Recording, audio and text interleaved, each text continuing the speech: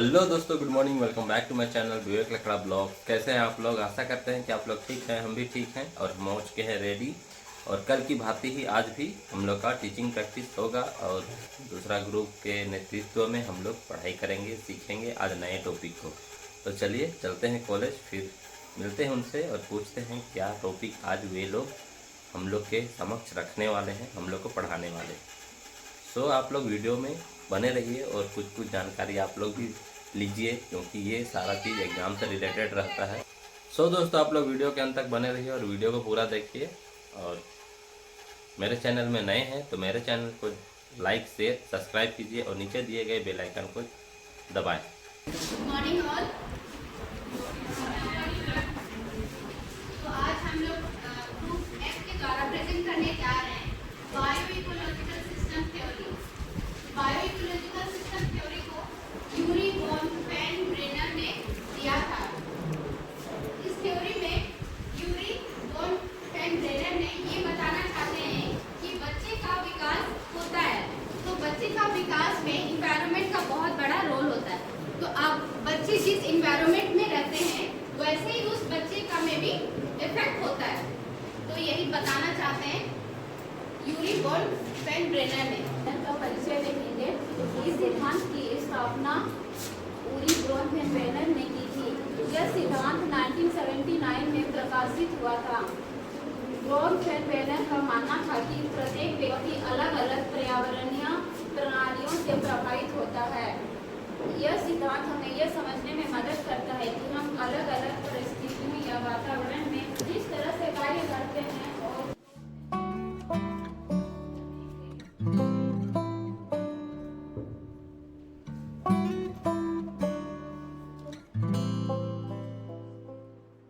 Yuri वॉन वैन brainer का जन्म 19 अप्रैल 1917 को हुआ था।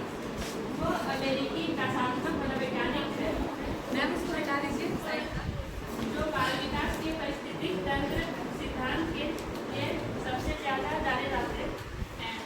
यूरी वॉन वैन ब्रेनर का जन्म 19 अप्रैल 1917 को हुआ था।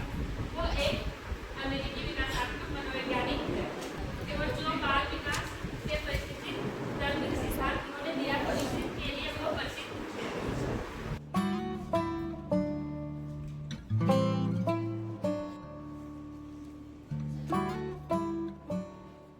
This theory has 5 environment systems. इस सिद्धांत में 5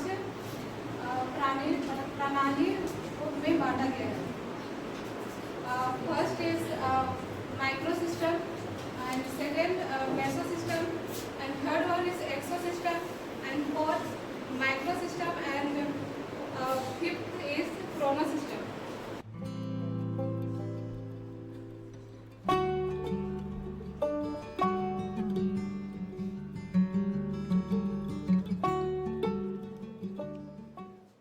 यूरी वॉन वैन ब्रेनर के द्वारा जो जैव पारिस्थितिक सिद्धांत दिया गया है, जिसमें से पहला है माइक्रो सिस्टम।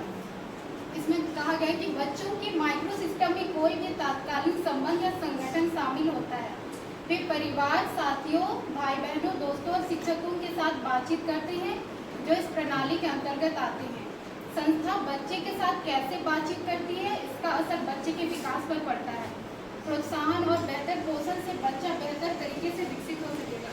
इसमें कहा गया है कि बच्चे का विकास जो है उसके नज़दीकी वातावरण जिसके साथ वह जुड़ता है, जैसे फैमिली में माता पिता होते हैं, भाई बहन होते हैं, वो अपने फ्रेंड्स के साथ जुड़ता है और अपने शिक्षक जहाँ वो हर दिन स्कूल जाता है उसके साथ जुड़ता है, जिससे उसका विकास कैसे प्रभावित होता है इसको यहाँ पे बताया गया है। जैसे एग्जाम्पल के लिए यहाँ पे दिया हुआ है किसी का परिवार में भाई बहन जिससे वो कैसे व्यवहार करना, बातचीत करना सीखता है, जिससे उसका विकास कैसे होता है। जैसे स्कूल में टीचर अपने दोस्त के साथ मिलता है और अपने पड़ोसियों के साथ। इस डायग्राम में देख सकते हैं कि बच्चा फैमिली के साथ जुड़ रहा है, स्कूल के साथ, अपने पड़ोसी के साथ और दोस्त के साथ कैसे जुड़ रहा है और उसका विकास कैसे हो रहा है। उधर भी देख सकते हैं बच्चा अपने मम्मी पापा, अपने भाई बहन के साथ कैसे जुड़ रहा है।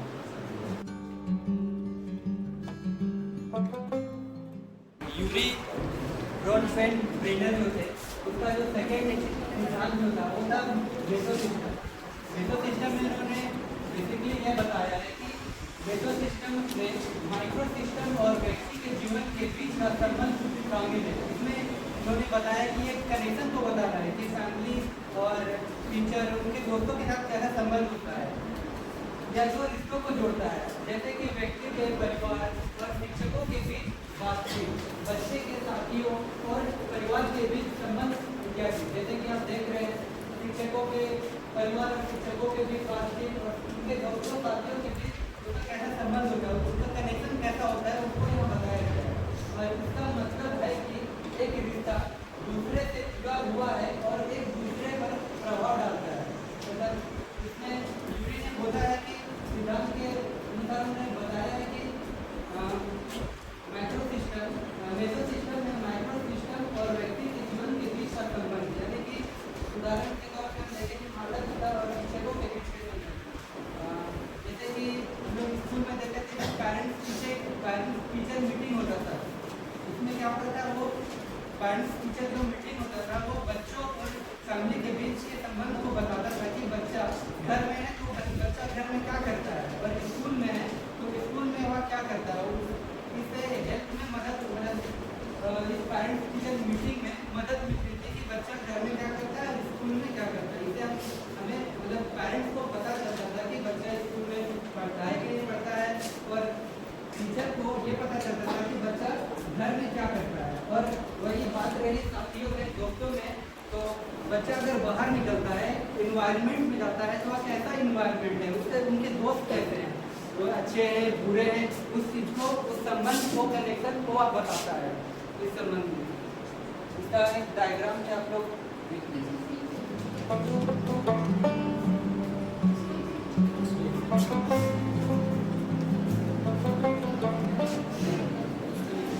ये जो डायग्राम है आप लोग देखकर समझ सकते हैं कि एक जो बच्चा है उसका जो इनडायरेक्ट कैसे संबंध हो रहा है, पेरेंट्स स्कूल से संबंध, मतलब पेरेंट्स का जो स्कूल से कैसे संबंध है और उनके दोस्तों के साथ कैसे संबंध है। इससे पता चलता है कि बच्चा में नकारात्मक प्रभाव पड़ रहा है या कि नकारात्मक या पॉजिटिव सकारात्मक प्रभाव पड़ रहा है। ये डायग्राम के जरिए से आप लोग समझ सकते हैं। एक्सो सिस्टम में बच्चा उन कार्य या लोगों से प्रभावित होता है जिसकी उसके जीवन में कोई सक्रिय भूमिका नहीं होती है।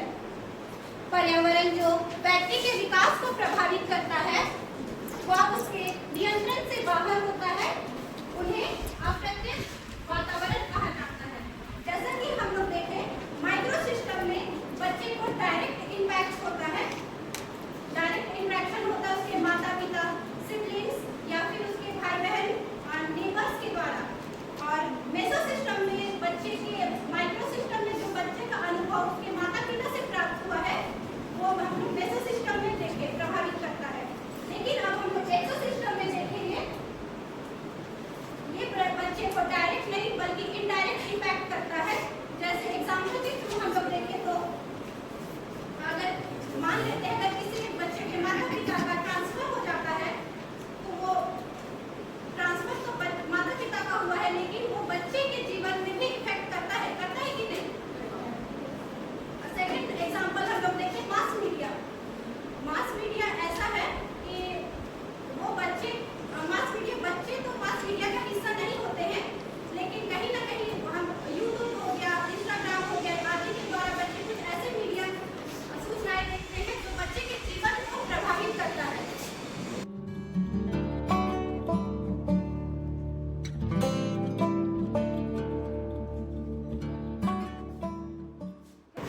माइक्रो सिस्टम के आधार पर बच्चे का जो डेवलपमेंट होता है वो उसके संस्कृति पर डिपेंड करता है।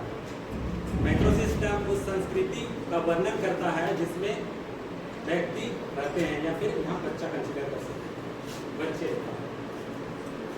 तो बच्चा जिस संस्कृति में रहता है वो संस्कृति उसके डेवलपमेंट में भूमिका निभाता है।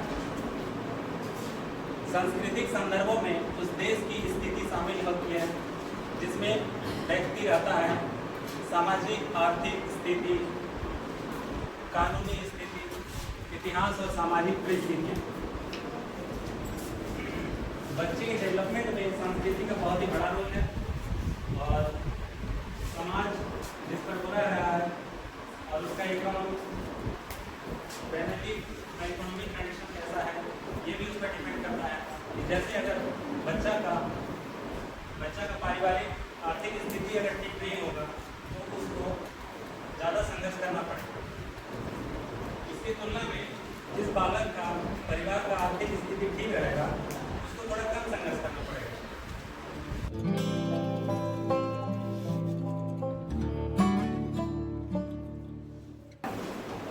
बच्चे की क्रोनस सिस्टम उम्र बढ़ने या माता पिता के तलाक या परिवार के किसी करीबी सदस्य की मृत्यु जैसे जीवन काल में होने वाले बदलावों से प्रभावित होती है। यदि माता पिता के बीच तलाक हो जाता है तो उनके बीच बच्चे को प्रभावित पड़ता है। माता पिता को कुछ प्रभावित नहीं करता है लेकिन बच्चे के डेवलपमेंट को वो प्रभावित करता है। दोनों सिस्टम व्यक्तिगत विकास और पर्यावरण परिवर्तन के बीच परस्पर क्रिया करता है। आप सबने लिख लिया, सारा नोट कर लिया? Yes ma'am. सबका क्लियर है ना? इस सिद्धांत को देखेंगे तो 5 प्रणाली है हमारे बीच में और निष्कर्ष इस प्रकार निकलता है कि 100 बातों की एक बात और वो है पर्यावरण। पर्यावरण इस सिद्धांत में सबसे ज्यादा महत्वपूर्ण भूमिका निभा रहा है। पर्यावरण जैसे कि बच्चा को जिस प्रकार से हम उसको सकारात्मक पर्यावरण के सकारात्मक अगर हम उसको देंगे पॉजिटिव एटमॉस्फेयर देंगे उसको तो बच्चा का विकास भी पॉजिटिव वे में होगा, जल्दी होगा और सही तरीके से होगा।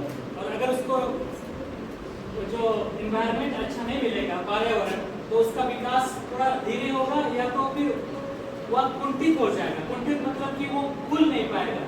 उसको जितना स्वतंत्र रूप से उसका विकसित होने के लिए जैसा उसके इन्वायरमेंट प्रोवाइड करेंगे उसका विकास उसी प्रकार से होगा।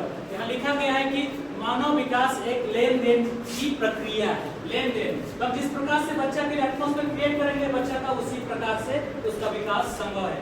अगर उसके लिए हम नेगेटिव एटमॉस्फेयर क्रिएट करेंगे तो बच्चा का विकास सही रूप से या स्वस्थ रूप से नहीं हो पाएगा, वो संकुचित हो जाएगा उसका माइंड और मतलब वो सकारात्मक रूप से नहीं बढ़ पाएगा। इसका उदाहरण ले सकते हैं जैसे हम हमारे समाज में देखेंगे तो कुछ संकीर्ण मान्यताएं वाले समाज अभी भी है, पहले भी थी और जो वहाँ के बच्चे उनका विकास सही रूप से नहीं हो पाता है। वे कुंठित रहते हैं, उनका मन सही रूप से शारीरिक रूप से भी वे लोग प्रभावित होते हैं, मानसिक रूप से प्रभावित होते हैं। इस प्रकार से संकीर्ण मानसिकता वाले जो समाज में है वे लोग प्रभावित होते हैं बच्चे। और वही बात अगर जिसको सकारात्मक एटमॉस्फेयर मिलता है वो बच्चे बहुत ही सही तरीके से अपने जीवन के लक्ष्य की ओर बढ़ते हैं और बच्चा का विकास सही रूप से होता है। तो ये पर्यावरण के विभिन्न पहलू और क्षेत्रों के साथ उनकी अंतःक्रिया से प्रभावित होता है। तो ये पूरा जो सिद्धांत है, सिद्धांत इस पे पर्यावरण पर उसका फोकस है। अगर पर्यावरण उसको सही मिला, उसका एटमॉस्फेयर सही मिला, पॉजिटिव एटमॉस्फेयर मिला तो बच्चा का विकास सही रूप से होगा। हमारे ग्रुप की तरफ से आप लोगों को थैंक्स गिविंग के तौर पे बहुत बहुत धन्यवाद। आप लोगों ने क्लास में काफ़ी डिसिप्लिन बनाए रखा, आप लोगों की तरफ से काफ़ी प्रोफेशन मिला, इसके चलते हम लोग का ये प्रेजेंटेशन भी यहाँ पे समाप्त हो गया। और इसके आगे हम यही कहना चाहेंगे कि आप लोगों की तरफ से हम लोगों को कुछ फीडबैक दीजिए ताकि हम लोगों को पता चल सके कि हम लोगों का प्रेजेंटेशन में क्या गलतियाँ थी, क्या खामियाँ थी, ताकि आगे चल कर हम लोग नेक्स्ट